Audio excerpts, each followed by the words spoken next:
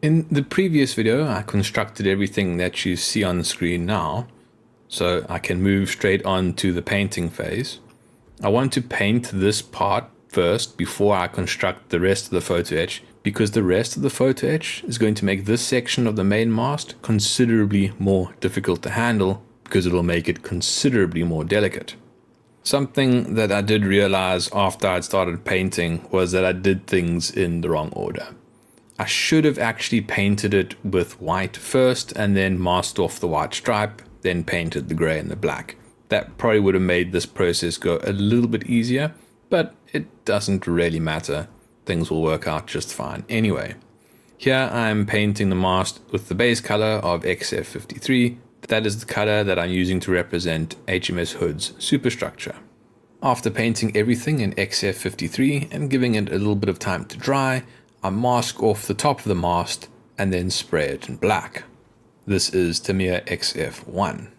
It is at this point that I realize that I've done something stupid and that I'm not painting things in optimal order, and that I in fact should have painted the white first instead of last.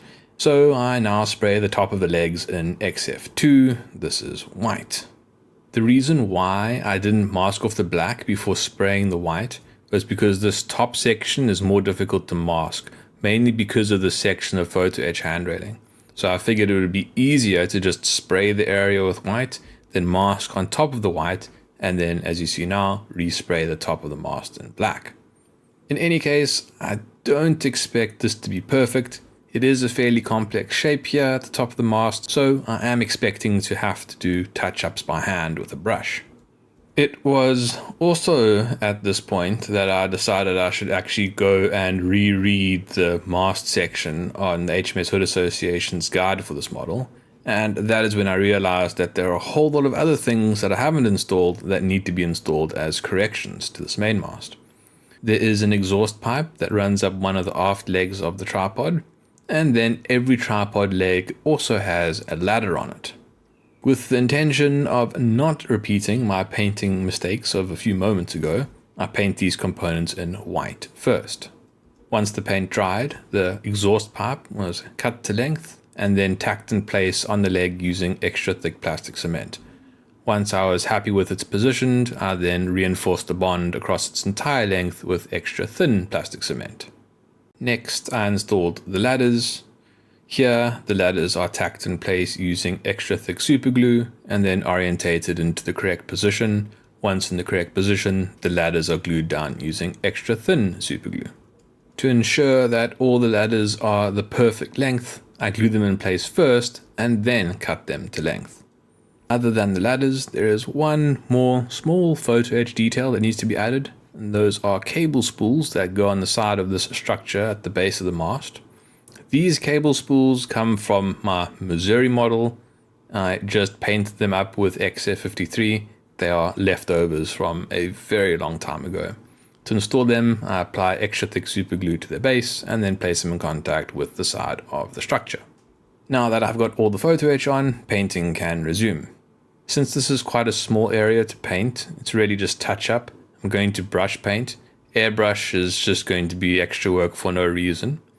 I did initially try to brush paint the full length of the ladder with XF53, well, not the full length, below the white with XF53, but I wasn't happy with the result. I have quite heavily thinned this XF53 because I typically use it for airbrushing, and because of that, it just didn't go on very well. So I did in the end mask off everything above the white and then airbrush with XF53.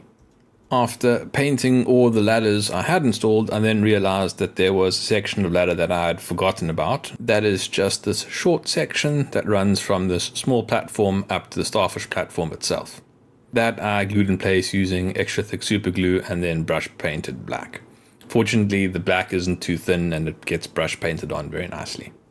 At this point, I'm quite happy with the tripod mast, so I'm going to move on to the installation of the Derrick. Once again, there are some modifications to this component. Essentially, its hook and its cable needs to be replaced with photo etch. After cutting the crane's boom off of its sprue, I clean up the edges using files and sandpaper. Now to move on to some rather delicate photo etch. The problem with this photo etch is that it's long and spindly, which means it's very easy to damage. So I carefully cut it off of the fret and then fold up the pulleys using the photo etch folding tool. Once the cable and pulleys are ready, I then, through a careful balancing act, glue the cable to the tip of the boom. I now have myself a very delicate and easy to damage component. So I quickly move on to gluing it to the main mast. Starting with the pulleys at the top, I apply extra thick super glue to the back of the pulley and then place it in contact with the mast. Once all the pulleys are in place and the boom is sitting nicely, I then glue the base of the boom to the base of the mast, which is both plastic, using extra thin plastic cement. After doing all of that, there are still a few pieces of photo etch wire hanging about that are incredibly delicate, so they need to be secured to the mast and the boom using extra thin super glue. The last of the details for the Derrick are some photo etch pulleys that need to be stuck onto the side of the plastic boom. This is just a nice detail to bring all the pulleys into the same sort of visual alignment. Those are simply glued in place using a small drop of extra thick super glue. As you can see, this crane has now become considerably more difficult to handle, but I'm not done yet. With the main mast in this now incredibly delicate state, I paint the Derrick in XF53 using an airbrush, and then use a paintbrush to add the black and white detail to the top pulley. Of course, it doesn't make sense that these cables are in XF53, so I also take this opportunity to paint the Derrick's cables black. It was at this point that I proceeded to have another lapse in judgment. I once again started doing things in the incorrect order. Here I am spraying the mast with Mr. Color 112. This is an acrylic UV cut clear coat. I'm doing this in preparation for weathering because I have forgotten that there's still a few more components that need to be installed before I start weathering. Fortunately, I realized this while I was spraying the clear coat, so I stopped spraying, let it dry, and then proceeded with the construction. We now need to talk about the shape of the starfish platform. This shape is incorrect. On one of the sides, it should be more squared off, but the problem I have is that I have no good way of modifying the photo etch to get it to the correct shape.